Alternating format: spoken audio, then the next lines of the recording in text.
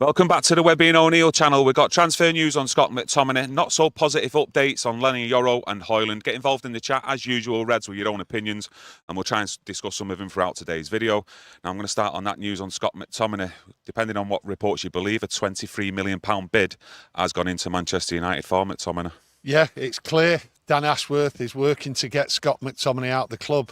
Erik ten Hag is clearly in line with it. Whether you like Scott McTominay or not, is going. And I think in the next couple of weeks, a deal will be done. Yeah? Your own personal opinion, do you think it's a deal that you'd take right now, £23 million, or would you like push it and squeeze Fulham a little bit harder? Well, what I do is I look at what Erik ten Hag's saying recently. He's looking to be proactive and very aggressive. And you look at Scott McTominay, he's not a starter, he's a squad player. So I have to look at what Man United are doing and what Erik ten Hag's saying and how he's going to approach the season. He wants to be proactive and aggressive. He's a squad player. At the end of the day, Dan Ashworth is encouraging bids. He's brought Fulham back into it. He's clearly talking to him. He might want some more money. 20 million, 23 million might get it over the line. At the end of the day, I say to myself with Scott McTominay being a squad player, is there anyone there already to replace him without even going to buy? And I look at Hannibal. The way Erik ten Hag's saying, he wants to be aggressive, he wants to be proactive. Well, Hannibal fits that bill for me. So at the end of the day, there is somebody ready to step into them shoes as a squad player, because that's how I see Scott McTominay. A lot of news recently, the last couple of days, I've seen on Hannibal that Rangers are interested in taking him on loan for next season. Now, with Scott McTominay last summer, with you saying that, you know, there was bids from Fulham, if you believe the news out there, West Ham as well. But one of the reasons we kept him was due to that injury Kobbie Mainoo suffered on the pre-season tour. So if Scott McTominay does leave, maybe Hannibal will stay. So you've got a point there. I look at Hannibal. I looked at him at the Rangers game. He was everywhere. Well, that is what Erik ten Hag is telling you he wants from his players, to be proactive and very aggressive. Now, I have said Hannibal can be a little bit step over the mark with his aggression, but obviously young lad, he'll get used to it, he'll get coached out of that. But that's what Erik ten Hag wants. So to me, is an ideal squad replacement and ready to go in there. So to me, I'm disappointed for Scott, because I think he's a good servant at Manchester United, but I have to take my sentiments out, okay? He scored some vital goals for United, winners, Brentford, Aston Villa, Chelsea. So at the end of the day, he has contributed to the goals, and that's what I don't see from Hannibal, and he has to push on. If he is seen, I'm not saying he is seen, but as I see it, Scott goes, Hannibal gets then elevated up. He's fought for quite a while now, Hannibal. So at the end of the day, his season, his future is here and now. Can he do it? Yeah, it's a good point for you out there, to be honest with you. Do you think Hannibal should step up into the squad and sort of take McTominay's role as that squad player? Do you think he's good enough now and for the long term? But Jam United, you're having some fun in the chat, mate. Anyone who's slagging down Scott McTominay is coming back, and in fairness, with some good points, and one I'm going to read out. And he said he was the second top scorer and pulled the team out of the doghouse a few times last season. Doesn't say much for the rest of the team. 10 goals, most of them important. Keep. Yeah, well, the thing is, I think we've kept him too long now, because I'm listening to Erik ten Hag, and what I'm looking for, right, is a change in style, change in tactics and everything than what we've seen. And Scott has been used with the old style. We all want a change. And at the end of the day, Erik ten Hag is telling you the tactics and the style, what he wants from his players. I look at Scott McTominay, he's 27. Last year of his contract. Will United trigger an extension? So at the end of the day, he's ready to be moved on. United are looking to bring in youngsters, buy youngsters, and also bring them through. Yeah, what is he, 27 years old? 27, yeah. It's probably the right time now to actually sell Scott McTominay in the last year of his contract. I would try and push him though towards that 30 million mark. I would be happy if Man United got 30 million. I'm not sure myself whether Hannibal can make that step up. I do like the kid. He's got that aggression, hasn't he? But he does go over the mark a lot of the time into his tackles. But he can play football. that's the thing. He can play football, and he can play it near the edge of his box and also in the opposition half as well. So for me, I wouldn't mind giving the lad a chance in the first team. Let's see if he can break into the first team and like produce some moments that we will actually need on the pitch. But we still need a top midfielder for me still to come into that midfield, and let's hope that Agate, we can get that deal done at PSG as well, or maybe another one. But who knows what we've actually got. And also Erik ten Hag's thoughts, the coaching staff of any of the youngsters as well to come up. Maybe Hannibal's one of the options. I'm just not too sure. I look at it this way.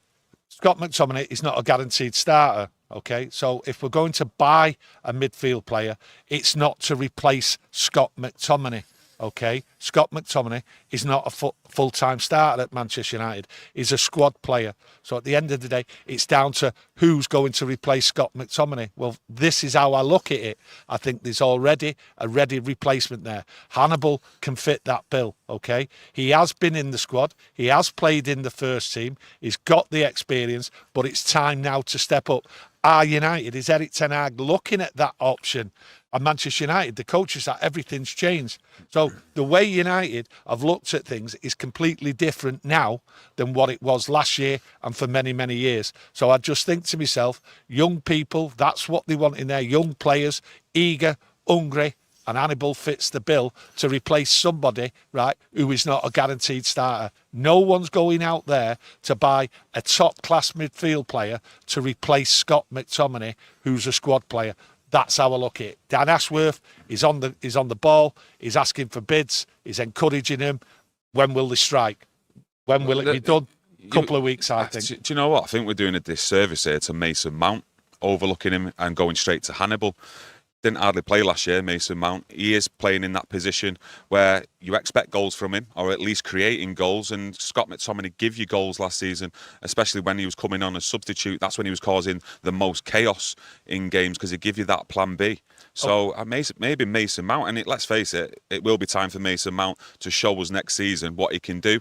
You know, fingers crossed he can stay injury free as well. Mason Mount, very expensive buy. There was a lot on his shoulders, a lot of expectation for him, okay? He should be starting. He should be starting no matter what anyway, okay? Regardless of what happened last year, he's come into this team. He was bought by Erik ten Hag to start in this team. So it's going to be very interesting where he starts and what goes on with him, okay? Will he suit the new Manchester United style? Proactive, aggressive. So at the end of the day, he should be in the team. He's got nothing to do with Scott McTominay. Okay, he should have been starting. He got injured, and now he's going to resurrect his career. Let's see. It's going to be very, very interesting. Yeah, he's giving that number 7 shirt as well. You don't give someone a number 7 shirt if you didn't buy him to expect him to be more or less in that first team every single game as well. Well, Mason Mount... Maybe shirt numbers don't matter to a lot of people these days, but with the history of certain shirt numbers at Manchester United, that 7 shirt, you don't just give it out to anyone, in my eyes. This is what I'm saying. Mason Mount's doing well at the moment in pre-season. He's looking fit. He's looking as though he wants it. He was bought by Erik ten Hag and the club to start in this first team. He's now got the opportunity. He's free of his injuries at the moment, so fingers crossed on that one. But at the end of the day, he's not a replacement for anybody. He should be in that team. That's what he was bought for. People have just not got Mason Mount on the lips. There's no one talking about him. It's as though he's never been here. But he is here. He was bought to be in the first team, and you should expect him to be there. With us actually getting a fee off Fulham, if the deal does go through at what it's allegedly at now, at £23 million, do you not then expect United to use that money to go back in and replace him with another midfielder? You know, we've still got Amrabat, who's being talked about. Will Man United get a deal done for him in? You know, they weren't going to pay the £20 million or €20 million, however you look at it. They were looking more towards that 10 million. I think there's two. Rabiot from Juventus, who's now a free agent, and then you've got Amrabat. I think what United will do, they will wait till near the end of the transfer to see what they've got in the squad and how people are regarding bringing in midfield players. Ugarte, he looks as though is he coming, is he not? It's all up in the air at the moment, but at the end of the day, if anyone's going to be bought, it's going to be him. And maybe, depending on any injuries or anything like that, These deals already been discussed, personal deals, agreed. Well, for me, Amrabat and Rabiot, they don't come in to directly replace Scott McTominay because they're playing two different positions. Scott will give you more going forward, I think, personally, than them two. They're more holding midfielders. But I'm just thinking in and around out there, £23 million, it's probably going to cost you a lot more to replace Scott McTominay if they have got someone in mind, surely. Yeah, unless they're going to just pick a gem out from somewhere that's hardly unheard of. Yeah, but at the end of the day, I think they'll use the money once they sell him for a different position. I'm just speculating, and really I shouldn't speculate because I don't know. At the end of the day, they're going to sell him, right? They want the money. I think it might go up to 25 million. That's what they're going to accept, and fair play. Like I say, 1 year on his contract. If they're not going to use him, okay, as a main midfield player, then why keep him? He's been here long enough. So at the end of the day, the money gets pocketed and used straight away. It's like Richie says in the chat, Mount to start. Where's he going to start? He's not going to replace Mainu, Bruno or Agati if he comes in. It's a good point, that. No, that's how it looks. But should we have that, though, competition in the squad? That's to exactly. Challenge. And he's missing that. He's missing that. And what he's missing is he was bought to start. I'm not saying he should start or he shouldn't start. I'm saying the club bought him to start. And his injuries decimated his season last year. So we've got somebody ready to come straight into that midfield. That's what he was bought for. It's not me saying he should play or he shouldn't play in certain positions. I'm saying he should go straight into that team based on the fee we paid for him, right? And in he comes. Now, what he does, what position he plays, I'm not sure, because that is now down to Erik ten Hag, and we have to wait and see what the style and what the tactics are and who fits where. It's clear to me the tactics and the style will change, and what Erik ten Hag is saying, when he's coming out with, I want everybody to be proactive and aggressive. What's coming?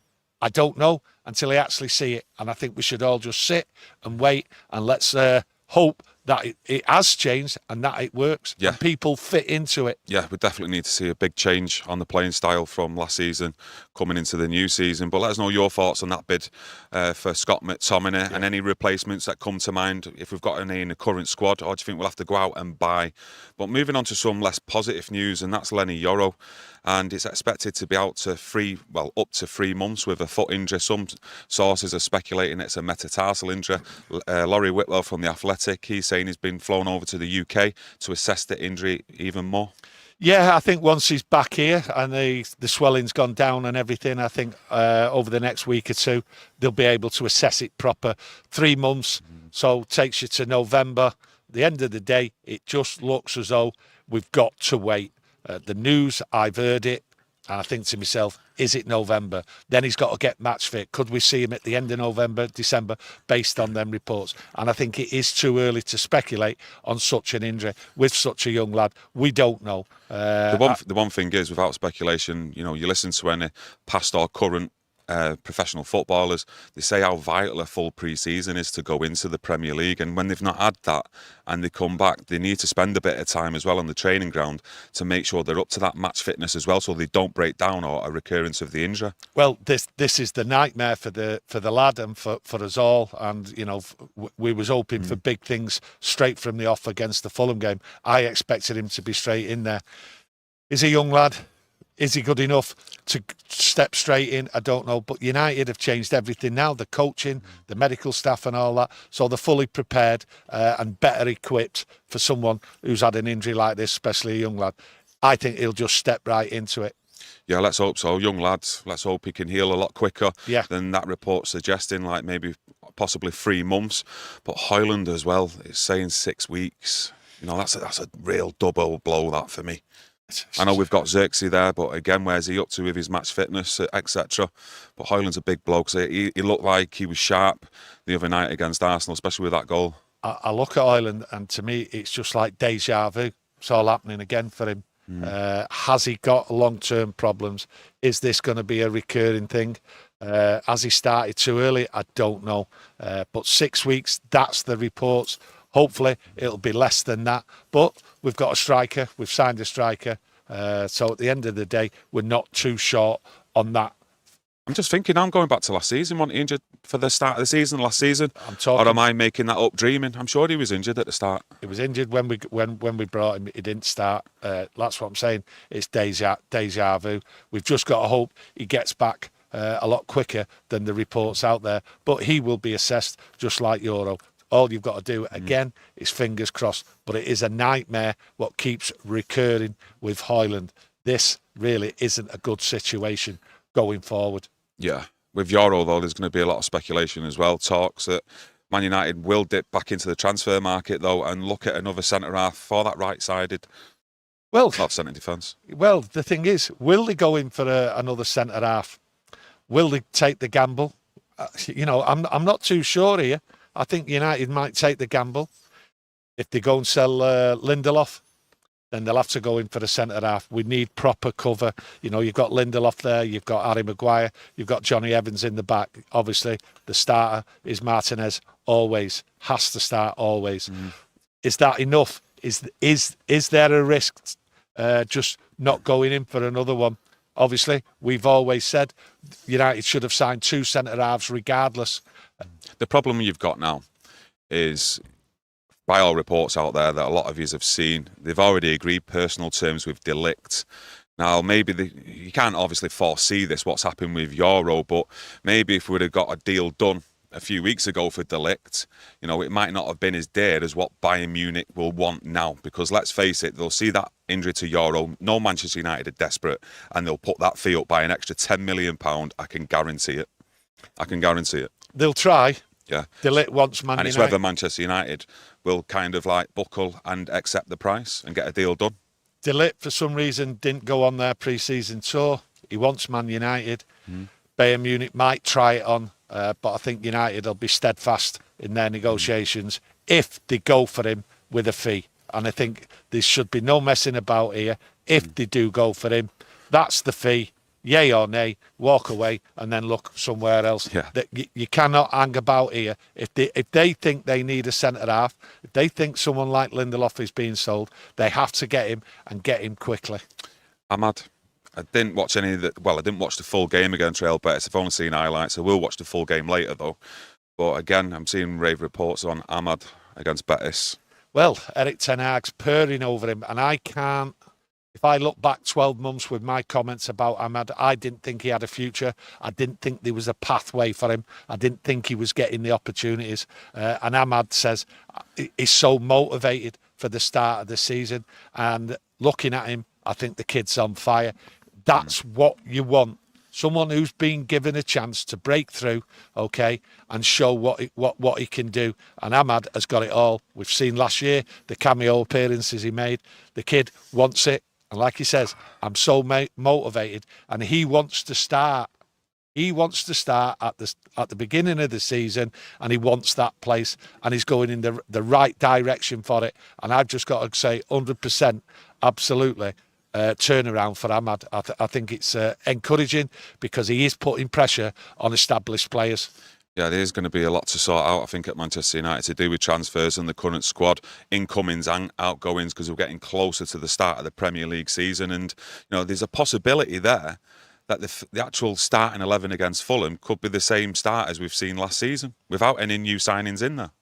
Well, it's going to be interesting. We've still got games. I look at the left-back position. I look at Amas. Erik ten Hag's been talking to him. He's been playing him. Big test coming up Saturday for him. It's Liverpool and it's Salah.